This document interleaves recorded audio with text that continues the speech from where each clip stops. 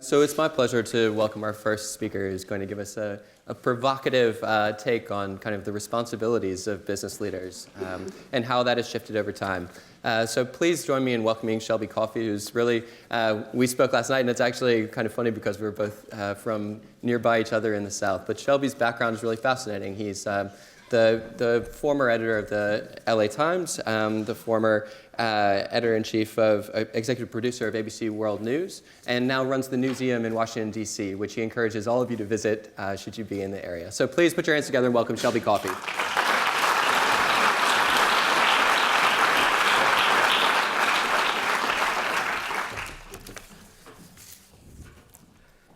The dreaming spires of Oxford are a great attraction for many tourists here.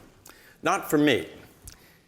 I was here the day of the great crash of 2008. It's what psychologists call a flashbulb memory, one of great emotional import.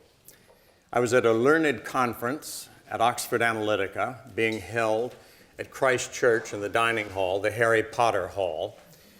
And a learned speaker was talking about his 24-point plan, maybe it was a 48-point plan, for a better world tomorrow. And suddenly, I hear the sound of cell phones going off and BlackBerries buzzing. Remember BlackBerries? And I noticed then that three of the great and the good rushed from the hall very quickly. Now, this is somewhat disconcerting, but in point of fact, as the eminent speaker honked on, I noticed more and more wild eyes looking underneath the table, and I noticed the carotid artery of my luncheon partner pulsing. Now, I'm married to an emergency room doctor, and I was urgently searching my memory for the actual steps of the resuscitation procedure at that point. Outside later in Tom Quad, one of the smartest hedge fund advisors in the world, was holding forth to a group of us gathered around him who saw our futures dimming. He was saying all of the rotten assets are going to have to be put in one big pile, one big pile. I suddenly thought, this sounds like the bonfire of the vanities in Renaissance Florence, because in fact, a giant boot had come down on the windpipe of the financial world, and it evaporated 40% of its value shortly thereafter. The masters of the universe had managed to spin their financial derivatives and shadow banks into a doom spiral. In fact, a book called A Demon of Our Own Design is probably the best look at that era, and the effects of that era are with us still. Since then, central banks have poured $17 trillion into the recovery. There is nothing like it in the history of the world, says David Smick, who is a bond trader, prominent bond trader for George Soros and others, and the author of The World is Curved. While that reflation was going on, Warren Buffett, whose conference I go to every year, said, "Nobody knows how this movie is going to end, because it's never been made before." And that leads us to the key question of this conference. Is late-stage capitalism perched on a burning platform?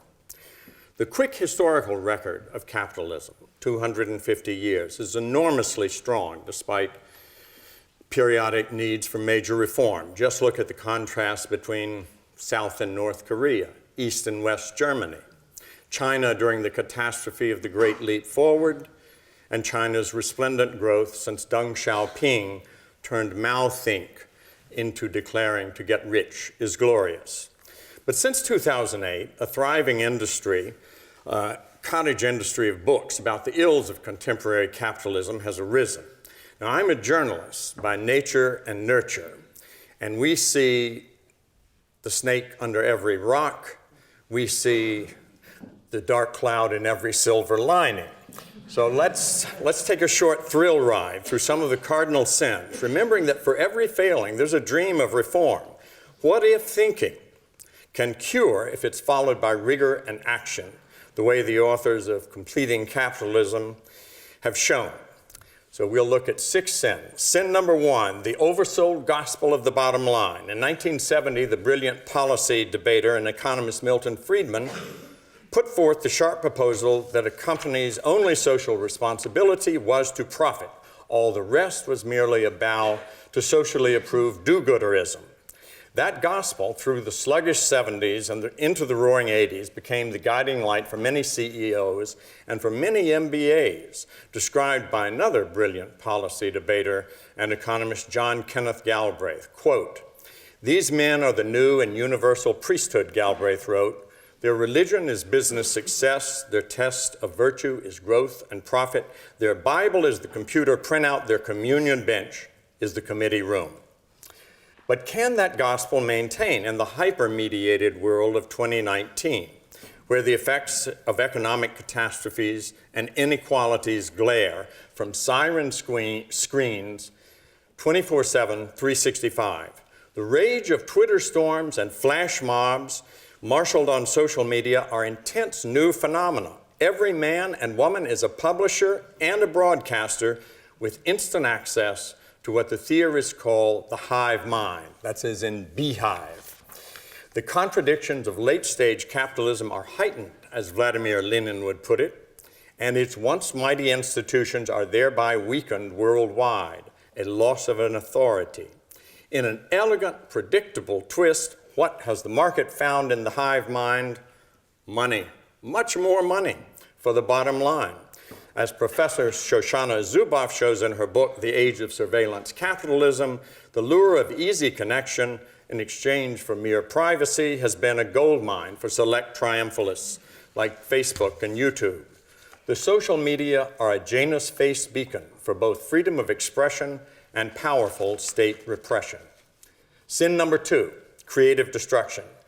The virtue and vice of capitalism is creative destruction, and that's always a hard sell, says former Federal Reserve Chairman Alan Greenspan in his new book on the history of American capitalism. Brilliant innovation creates new industries, venerable expertise is cast aside. In the late 1800s, 50% of laboring Americans were involved in agriculture. Now it's 2%, and they still feed much of the world. Look at the Dow Jones leaders of 40 years ago. Names like Eastman Kodak and Sears and Roebuck are now either in eclipse or gone. Meanwhile, the great tech companies of Seattle and San Francisco, which were infants or mere twinkles in the eye 30 years ago, they are now combined more valuable than the GDPs of the leading Western European countries. Let me give you 2 quick glimpses at the creative destruction of that swirl of tech companies supersizing from my time as president of CNN Financial News in the early aughts. One billionaire came bounding up the steps through the TV studio after a merger loved, temporarily, by Wall Street. "I made $400 million today, Shelby," he boomed, his face flushed, crimson with adrenaline and the thrill of new sudden wealth. 5 years later, Wall Street had fallen far out of love. His net worth on paper had risen to more than several $billion and then fallen back by $5 billion. He had a haunted look when I met him again. "At least you still have a job," he said. By contrast, another paper billionaire came through in 2000. His heralded startup was stuttering. Quote, "Wall Street says the model is broken. The model is broken," he mock shouted with his trademark booming laugh. But soldier on he did.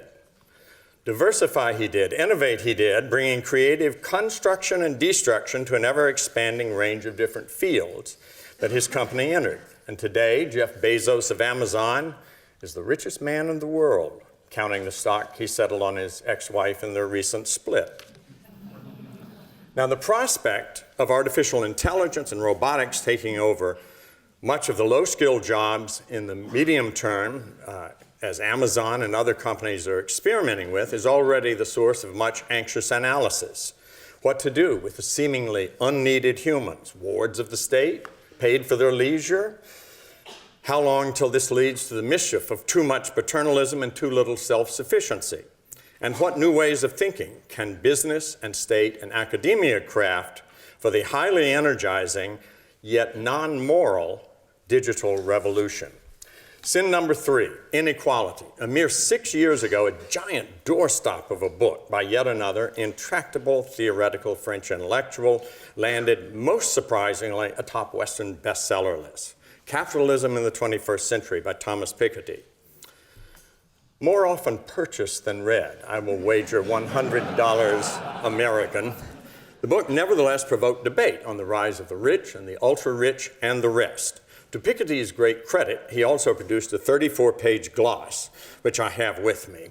An important idea of Piketty is that in the current system, capital is much better remunerated than labor, and that globalization, which has accelerated the circulation of money, has accelerated the inequality between the have financial capital and the have-nots. Similar ideas were simplified by Oxfam, which produces headline-grabbing clickbait figures annually, purporting in 2019 to show that the 26 richest individuals in the world own more wealth than the bottom 50% of the rest of mankind. These discrepancies have led to disparate populist movements in the West that often share a hostility to globalization, to elites and free trade, and a desire for nationalism.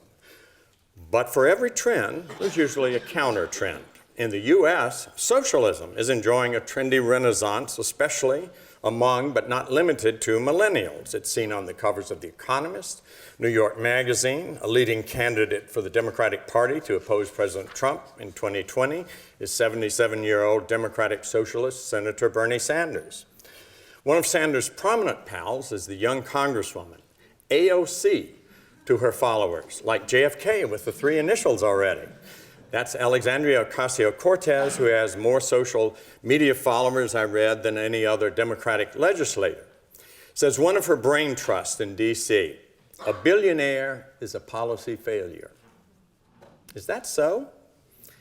And what about the Giving Pledge, in which Microsoft creator Bill Gates, allied with his unlikely but close pal, investor Warren Buffett, who has pledged to give away 99% of his $90 billion fortune? And they are encouraging other billionaires to do much the same with 50% of their fortune. Is that a policy success? Sin number 4, crony capitalism. In my hometown of Washington, D.C., the swamp is not drained yet. Spite cries, whooping rallies by our unusual president. In fact, rather the reverse. Lobbying and influence are major industries with 12,000 registered practitioners and an annual price tag of $3.5 billion. And the rewards for companies can be spectacular returns on investment. What's a few $1,000,000 for lobbyists, often former congressmen or senators, when notorious tax breaks can soar into the billions? Check the agriculture industry for one, writes Bloomberg editor-in-chief, former Economist editor John Micklethwaite, in a study of the modern state's new economic structuring. Lobbyists outmaneuvering capital city regulators create new oligopolies, says Jonathan Tepper, in The Myth of Capitalism. And those quasi-cooperative faux monopolies thwart squads of innovators. Look at Facebook's omnivorous purchases of small rivals on its way to connecting 2 billion people and gobbling up, along with Google, 65% of new digital advertising in the US. Result, unintended but real, the hollowing out of American journalism. Sin number 5, moneyland worldwide. If crony capitalism in Washington is a spectacle, shield your eyes from much of the rest of the world. As detailed in Oliver Bullock's book, Moneyland, Why Thieves and Crooks Ruled the World and How to Take It Back. Here's a key element in the critique. Legal systems make it so that laws often stop at nations' borders. But thanks to the instant money flow of, conservatively, $5 trillion moving each day, offshore accounts and money laundering are flourishing in a demimonde of decadence. Look at some of the spectacular oddities in luxury real estate in London and Miami, in New York and Vancouver, as Chinese and Russian money, and not they alone, seek haven. Highly credentialed law firms and accountants are involved in this shadow world. Only occasionally do we get to see behind the curtain. In 2015, the Panama Papers was leaked from an international law firm in Panama, to embarrassment and evasive behavior all around.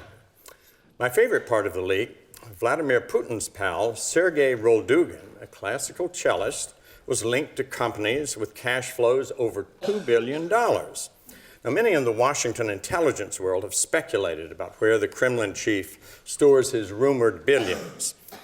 That account looked like a fair spot, though Roldugin, who is godfather to Putin's eldest daughter, told the Guardian newspaper he was not protecting Putin's asset and that his wealth, estimated by others at $100 million, was merely a series of donations from rich businessmen to purchase expensive musical instruments for young Russians. Cello prices must be very high in Moneyland. And Putin said it was just, defended his pal and said it was just another example of Putinophobia.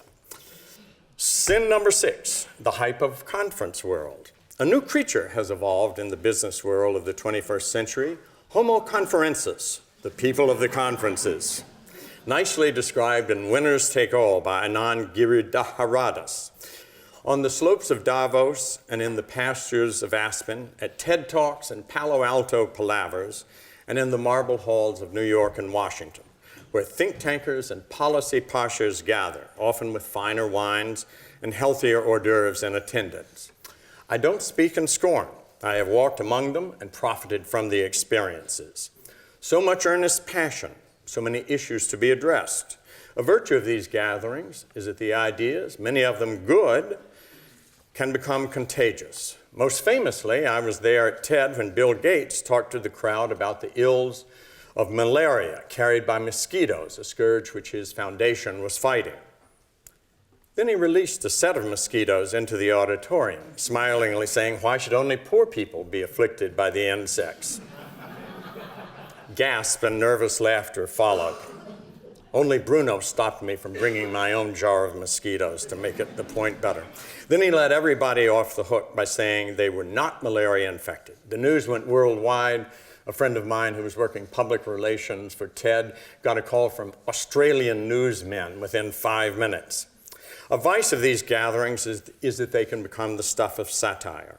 Consider the public relations Ponzi schemes some companies, perhaps unwittingly, create by announcing noble goals one year, inflating the goals the next year, and on until the eventual shortfall and disillusion.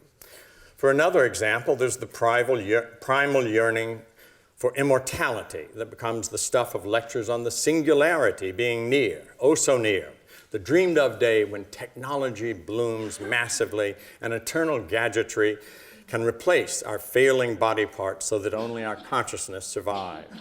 Will the wealthiest and luckiest of Homo conferences be able to live forever? And would that be a blessing or a curse? It's too late for me, but some of you young people may get to face that dilemma. Though actually I doubt it, since a reading of the Babylonian epic Gilgamesh will show that that dream has been around for millennia. The real question always remains, what comes next? How are the earnest proposals and poignant tales turned into results? What happens when the golden web of conference world opens to the hard realities of the next step and the one after that? That's what this conference is about. Number 7, and this is no sin, it's the finale. Applause. No, just a joke. So let me leave you with a post-crash 2008 writing. Not a white paper, but a poem that I mused over in the agonizing months that followed as the world came back from the brink. Like much fine art, it has an ambiguity in it at the end that I want to point out, an ambiguity that I read because of the decades I've spent watching my wife, the emergency room doctor, use drastic measures to save lives when blood's on the floor and time is way too tight. The poem is titled "The Demon Speaks of the Bottom Line" by Daniel Rothman, and I'm going to take the liberty of changing one letter, which you will immediately recognize, in deference to our polite surroundings and Oxford's theological beginnings. Here the demon speaks of the bottom line. The world is cold and business deals go sour all the time. I wish it weren't so hard, but sweetheart, time is money every hour, And when it comes to time, there's no trump card. So the bottom line is what I'd like to see. Red ink or black, champagne or auditor. And listen, what's in all of this for me? For things might turn out well, but often don't. So baby, watch your back and make your luck. Just don't expect folks to be nice. They won't. They'll tuck you if it's you they need to tuck. Does this sound mean or heartless? Look at your life. Show me the money. I'll show you the knife. That's the end of the poem. Now I want you to consider, what if that knife were not a threat, a weapon for theft? What if it were a scalpel for surgery and for cure? A scalpel, same blade, different purpose. A blessed one, not a cursed one. What if your life aimed for the best of completing capitalism, the greatest though imperfect cure for poverty in its next great stage of reform? I love what if thinking, because that's where the shackles can be tossed aside and where desire and imagination can fuse into never-before-seen solutions. What if there were a capitalism that measured the bottom line and beyond the bottom line, actually measured the good or ill done to the communities served, actually measured the good or ill done to its workers, actually measured the good or ill done to natural resources used? Those are the intellectual and practical ambitions of this grand conference. Thank you for your attention.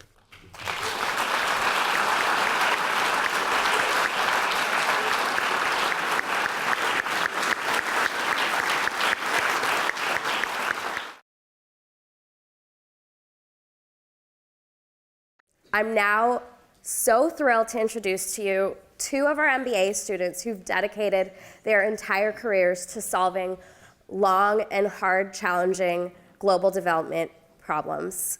Please welcome Nick Andreou and Kanika Kumar.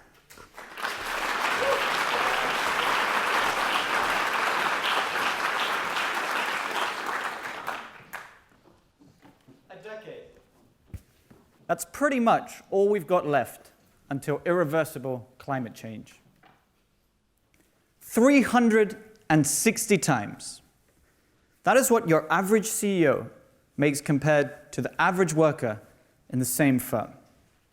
In 1950s, that ratio was 20 times, and today it's 360 times.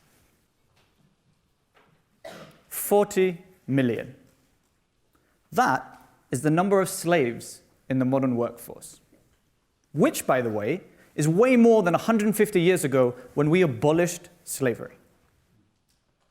So the world is in a bad way. And look, this is really simple. We just have to do better. The problems are getting too big, and we are running too short on time to keep the status quo.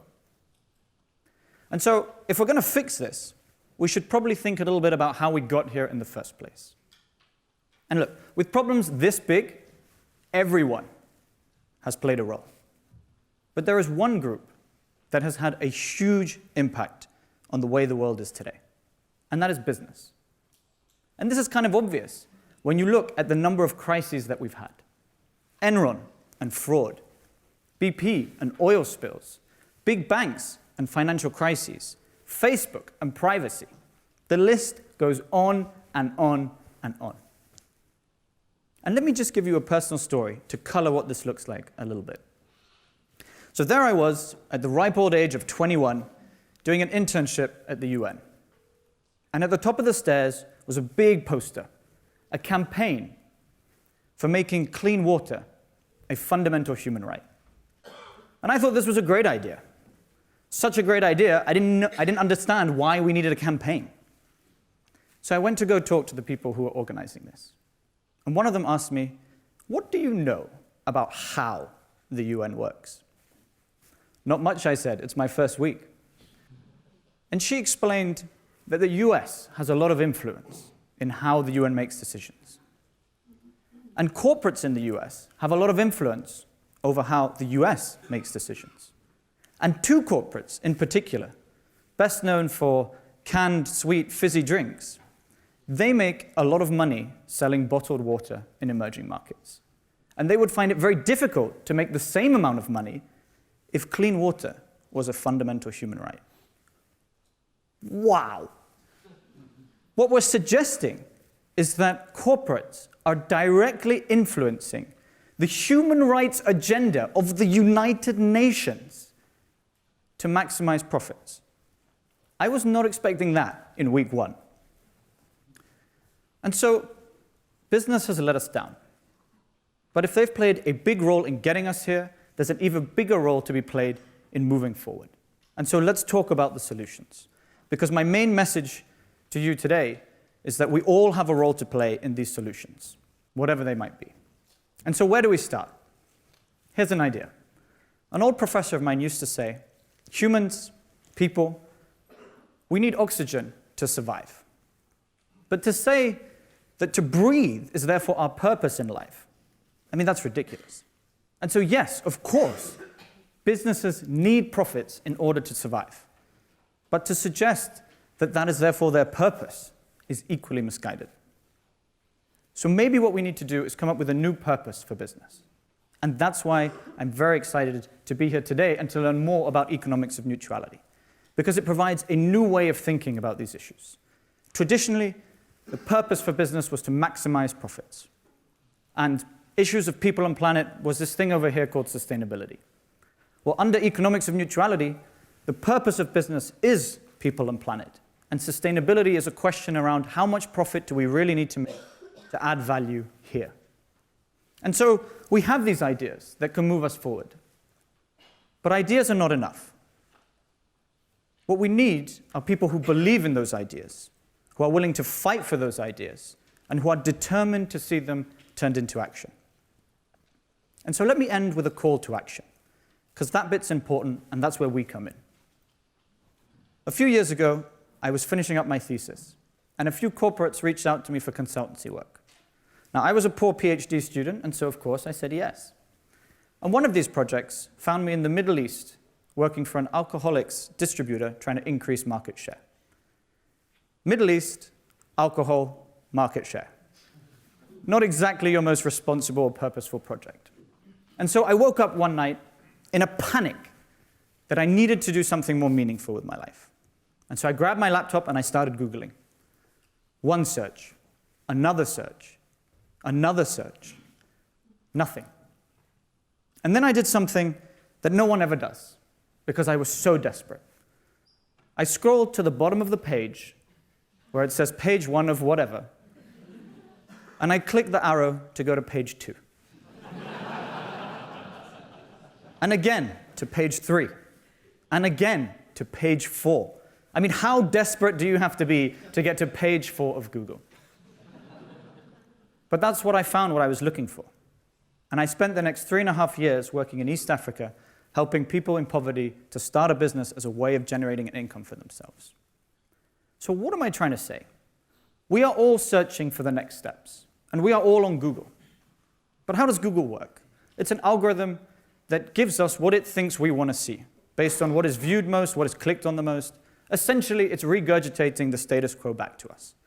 So on page 1 of Google, you get the banks, the consultancies, big business, the people who maintain the status quo.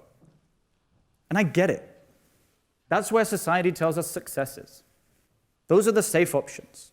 That's where the biggest paychecks are. But if we really want to create change, we have to leave behind page 1 and go and look at page 4, because that's where the people who think differently are. And if enough of us get it to page 4, that will eventually become the new page 1, and we will have established a new status quo. Now, is any of this easy? No.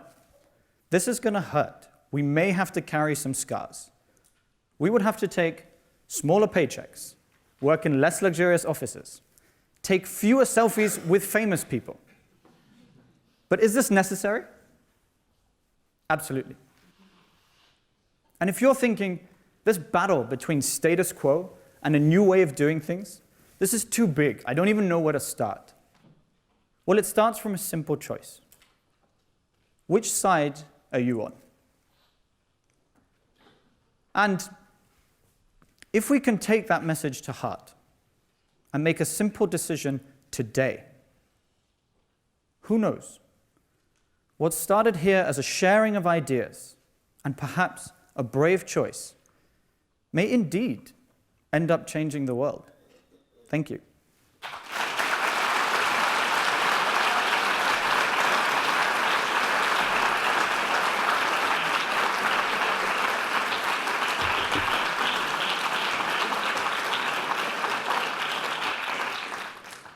So that's quite a tough act to follow, but I'm going to try.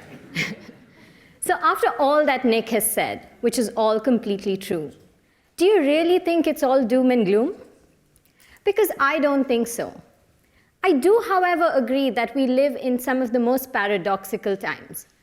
We produce enough food today to feed everyone on planet Earth. But in the next 24 hours, close to 800 million people will go hungry, suffering from chronic undernourishment. But I think this is solvable. We have the resources, we have the intent and the capital to solve this. And you may wonder why I'm so hopeful. Let me tell you. When I was really young, I met with a transformative accident. At the age of 11, I met with a fire accident. But I'm standing here today as someone who's privileged enough to have received the kind of treatment necessary to survive that. The accident did leave me with scars, but those scars are a constant reminder for me to stay true to my path and my purpose. And if there's one thing I want you to take away from my speech today, it's this. It's a challenge. However hard and painful it is for us to live with the scars of our past. We have to. It is our legacy. And in the words of Maya Angelou, if you don't know where you've come from, you cannot know where you're going. So in the last 8 years, I've worked with over 100 social entrepreneurs across Asia and Africa, helping them raise capital, find partners to scale their business. And this is what I've seen. In the last 2 decades, we've removed 1.1 billion people out of extreme poverty. We've invested $502 billion in impact investing. We've developed technology to unfathomable levels. Humanity has never known the capabilities to enjoy the quality of life we can in this era. So what exactly has made this possible? It's people. People like you and me and many, many others out there who've made an intentional effort to challenge the status quo and reimagine the world. Because really, if not now, then when? We are truly the last generation that can shift the baseline and change the paradigm. If not us, then who? As an Indian, having lived in emerging markets and globally, it's scary to see how quickly these problems are becoming global.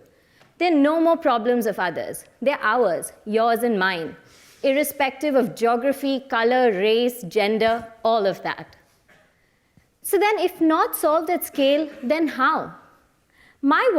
Through my work, I've had the good fortune of meeting numerous business leaders who've committed to the Sustainable Development Goals. But is that enough? Is taking part enough? Is the tick box CSR activity enough? Is the side hustle sustainability initiative enough? Is doing more of what we do going to get us across the line? I don't think so. This is really not a race to the end. This is a race for survival, our collective survival. At the Skoll Center, we usually say that there are a lot of toothbrushes, but very few clean teeth. It's because we're investing all our time and effort in developing toothbrushes, not really in cleaning teeth. Transformational effort requires us to clean out the noise and put our head down and act. It needs us to change our mindset. So I'd like to talk to you about my threefold mantra that will help us, I think, as a generation, be the first ones to say, we knew and we acted. So here goes. The first, I think we need to have a mindset that's urgent in the short term, but patient over the long term. We need to be willing to fail. We need to be willing to ask the tough questions.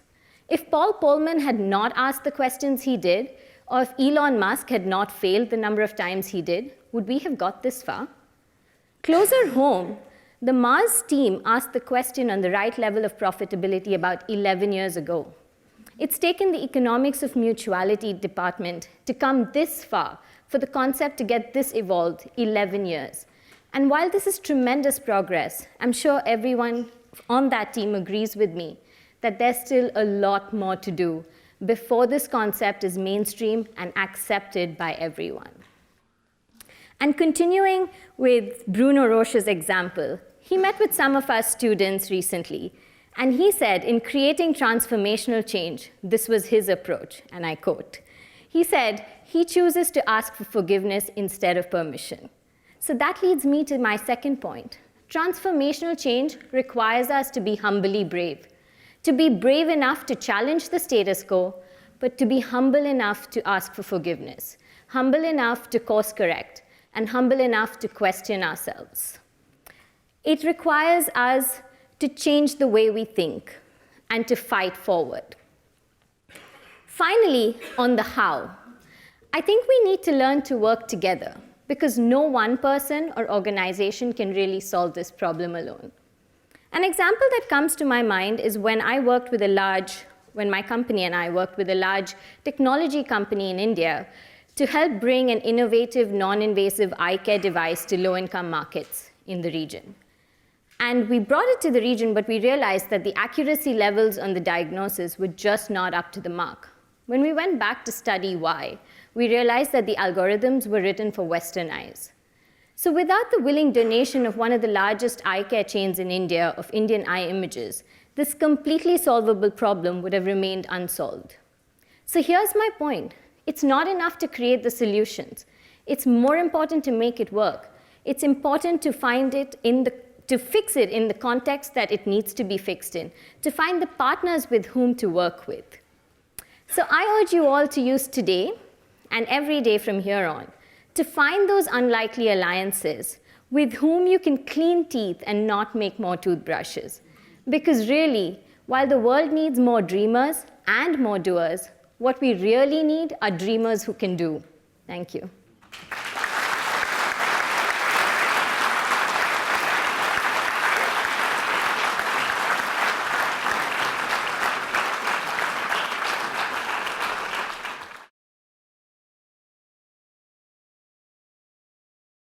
We're now happy to open up the floor to questions. We probably only got time for a couple of questions, so please raise your hand, and we've got mics that are roaming through the room.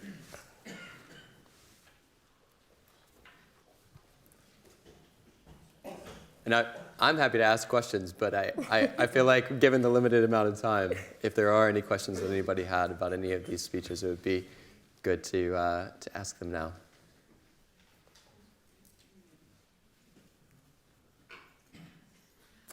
All right, excellent. So my question, I think, is, Shelby, I think one of the reflections I had on your speech is a trajectory question. So would you say that things are kind of, is the narrative really changing now, or is it still going to be kind of status quo for the next little while?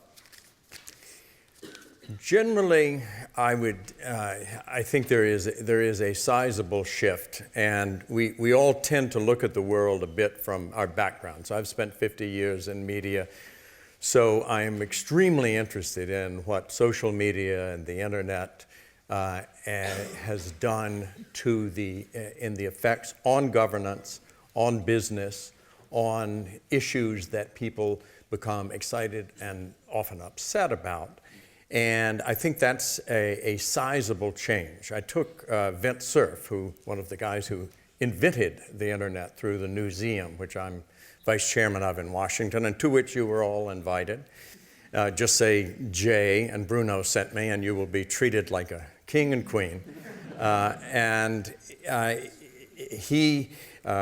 teased him by saying, you didn't build enough security into this. But it is a massive change that I think we are seeing across the politics, certainly across the West and across Asia. And that world will be massively different in 10 to 15 years because of Moore's Law, which still obtains. This power of technology gaining every 18 months by 2 and cutting in half. I think that final point on it, Never underestimate the power of what you may call inertia, but which is in fact human nature, which does not change as much as our technological platforms. And so we often become amazed by what's bright and shiny. But if you go back to the Odyssey and the Iliad, just for a start, or Gilgamesh, which I mentioned, you will see a lot of things continue over the millennia in what humans desire and what they settle for. Thank you. Any other questions from the room?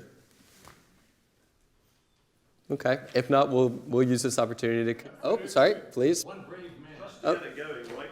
Yeah. So it strikes me. I mean, we're talking clearly here about businesses, and business is essentially a collection of humans.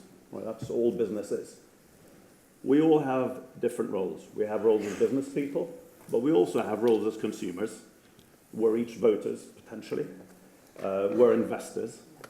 So my question is, how holistic does this have to go? Because we're talking here about business, but essentially, if I'm at the behest of a trader who's looking for if I'm a trader who's not really looking as an investment, I'm looking for a return over the next quarter. I'm actually not that bothered whether that return comes from British American tobacco, sorry if there's anyone in the room, or I don't know, a company that's solving world hunger. We kind of have to change the whole model, not just the model of what businesses do, but how they're funded and the drivers that underpin what they do. So I'd be intrigued as to your thoughts on that. It is a deeply interesting question because having spent time on Wall Street, albeit in a journalistic standpoint at CNN Financial News, the traders were in every day, and what a wild and woolly group. I enjoyed them a lot. And they have that pressure of the bottom line. What has changed, and what you can only see more in retrospect, I'm sorry to say, than going forward, is that there are sizable social changes that become broader social issues. Climate change, when I was editor of the Los Angeles Times back in the late 80s, was fairly new, just in the journalistic discourse. And some of the leading thinkers were in the California universities. Now, and it can only be seen over this 20, 25-year period, you hear it in these young people's excellent speeches. It is foremost among the young elite, the young thought leaders of today. That'll make a change over time in what traders will do. And we see there used to be a set of stocks called the vice stocks in the American market, and they were the liquor and guns and all of that, tobacco, and they were doing very well. I don't know if how well they'll do if there is social opprobrium attached over time. But what is different now is we have gone from the gatekeeper world, which was the world I first started out in at the Washington Post, where 30 men and 1 woman, Katharine Graham, decided roughly 80% of what was the public sphere dialogue. And that's a made-up number, but it's about right. And now we have gone from the gatekeeper world to the Tower of Babel world, every man, every woman. And so you see extreme silo effect, where people who have particular issues can affect things. Crowds can come up. It is a much different world. Nobody knows quite where this is going to go, but I think it will make considerable pressure on Wall Street, because the social sound of people who have different views will become much louder. A thought. I think if there's any one thing I'd add, I think there's no one institution that begins, but business has a significant role to play, and it influences so much more of how we consume and how we behave. And I think, therefore, a lot more emphasis comes to the business. So I think that's a good starting point if there has to be one. Thank you all very much. So unfortunately, we kind of need to move things along. So I'd encourage you all to continue this conversation in the break. But please join me in thanking Shelby, Kanika, and Nick again.